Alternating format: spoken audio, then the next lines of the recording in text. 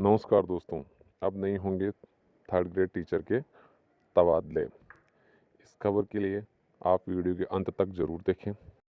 ऐसा क्या कारण है कि सरकार थर्ड ग्रेड के ही ट्रांसफ़र नहीं करती? 85,000 आवेदन आए, 85,000 परिवारों से जुड़ा हुआ मामला।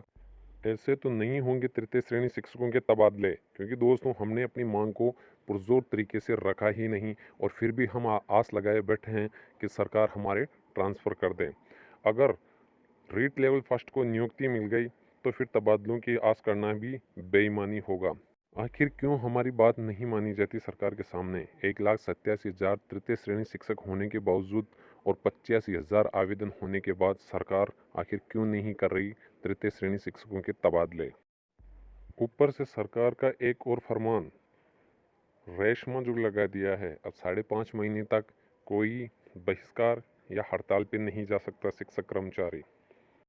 आखिर सरकार का साहस क्यों निकल जाता है तृतीय श्रेणी शिक्षकों के ट्रांसफ़र करने में? First grade, second grade, principal या अदर डिपार्टमेंट में जितने भी ट्रांसफ़र हो रहे हैं, डेट के बाद भी कितने ही ट्रांसफ़र हुए, हमने ये सब कुछ देखा। पर फिर भी तृतीय श्रेणी शिक्षकों के तबादले करने में सरकार का साहस क्यों निकल जाता है? पॉलिसी के नाम पर कब तक छलावा? आखिर कसूर क्या है तृतीय श्रेणी शिक्षकों का?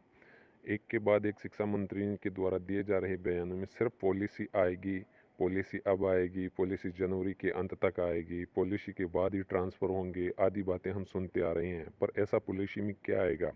पॉलिसी के द्वारा ही ट्रांसफ़र करे जाएंगे। घर परिवार से दूर रहने का दर्द क्यों नहीं समझती सरकार?